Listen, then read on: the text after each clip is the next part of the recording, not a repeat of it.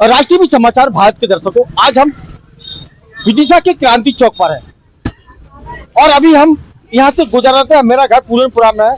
मैं खाना खाने के लिए जा रहा था, लेकिन मैंने ये देखा एक परिवार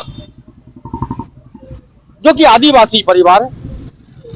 अब इस परिवार की दास्तान को देखें आप किस तरीके से। ये जो देखो आप, मैं इस साथी से कहूंगा पहले इसको इस दृश्य को दिखा दे। ये दृश्य क्या कह रहा आदिवासियों के लिए।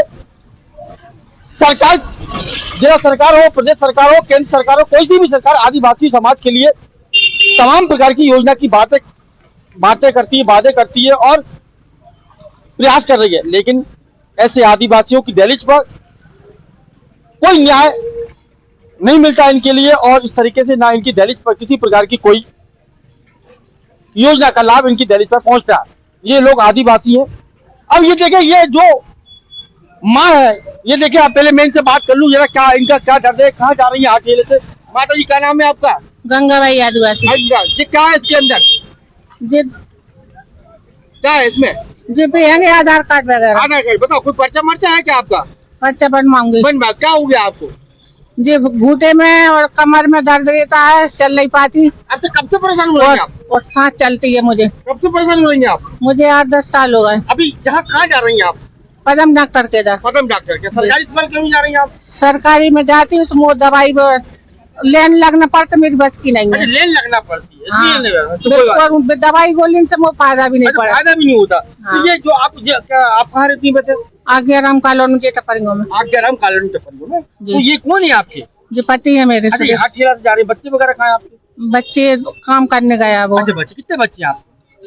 एक लड़का एक लड़की मेरे पास रहता है, बड़ा लड़का अलग हो गया। अच्छा, बड़ा लड़का अलग हो गया, एक बच्चा एक बच्ची आपके पास है। मतलब 2 बेटे 1 बच्ची है जी। अच्छा, तो क्या आप ये बताइए कि जो आपके पति देव है वो क्या करते हैं? बच्चे भी कोई साथ नहीं दे रहा है। आपके पति देव क्या करते हैं? जी हाथ ठेला चलाते हैं। अच्छा, तो यहाँ पर कब से रह रही हैं आप? जहाँ पे बहुत सालों से रह रही हूँ। जी, बहुत साल से रह रही, जन्म मेरा यहीं का है। अच्छा, जन्म ही है। चलिए, बच्चे क्या नाम है आपका? सुरेश आदिवासी। कहाँ रहते भैया? आज्ञाराम कॉलोनी टपरियों में। अच्छा, ये कौन है आप? ये मेरे घर से पत्नी है मेरी। क्या हुआ इनको?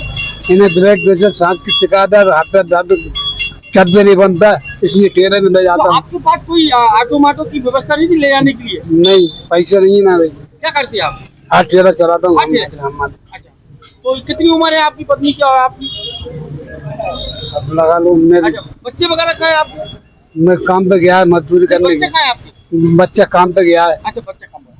तो ये देखिए आप, अब मैं आपको बता देता हूँ कि ये जो सुरेश आदिवासी और इनकी पत्नी गंगा आदिवासी है, ये यहाँ से गुजर रहा है और गुजर रहा है।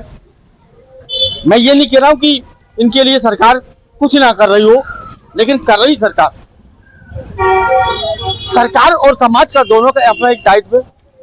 अब ये देखिए, इन्होंने बताया, मैं नहीं कह रहा, इनके 2 बेटे हैं और 1 बेटी है। इनका बड़ा बेटा अलग रह रहा और इनका जो छोटा बेटा है और इनकी बेटी वो साथ में रहते हैं, लेकिन अभी वो मजदूरी करने के लिए गए। अब ये जो गंगा भाई है, गंगा भाई देखिए आप, जो हाथ ठेला से, ये हाथ ठेला से गंगा भाई को यहाँ से इलाज के लिए ले जाना पड़ रहा है।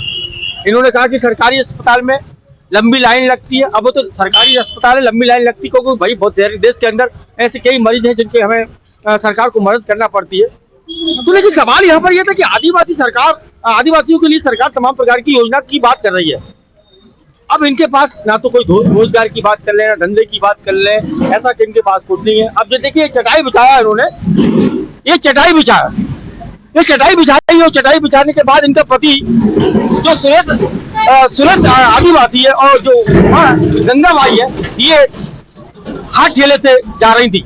तो मैंने देखा कि यहाँ पर मैं भी खाना खाने जा रहा था, तो मैंने देखा है, मैंने बड़ी मार्मिक ये कहानी है। थोड़ा सा मैं कहूँगा माता जी से थोड़ा झोला निकाले, झोले में आपके सामान क्या क्या है, तो कब से आप बीमार चल रही, दिखाओ क्या है सामान में जी। तो ये आज आदिवासी सरकार के लिए, सरकार आदिवासियों के लिए तमाम प्रकार की योजना चल रही है। वो कहाँ चल रही है, कहाँ दफन हो जाती है, कैसे दफन हो जाती है, इसका जीता जागता उदाहरण आपके समक्ष ये विदिशा का क्रांति चौक है।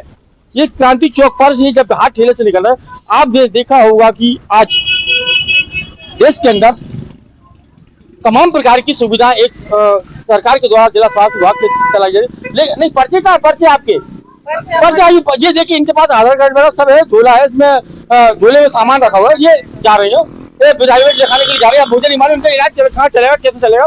लेकिन अब सवाल यहाँ पर यह था कि इनके पास इतने पैसे नहीं है कि ये ऑटो करके अस्पताल जा सके। तो क्या आपने सरकारी विभाग को कोई फोन लगाया था कि हमारी पत्नी की तबीयत खराब है? नहीं लगा, नहीं लगाया। क्यों लगाया आपने?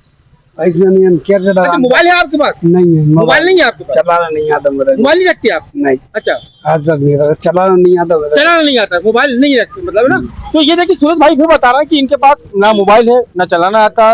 अब इन्हें किसको फोन लगा है, क्या लगा है। लेकिन अब सवाल यहाँ पर यह था कि क्या आदिवासी या गरीब परिवारों के लिए ये उचित है क्या?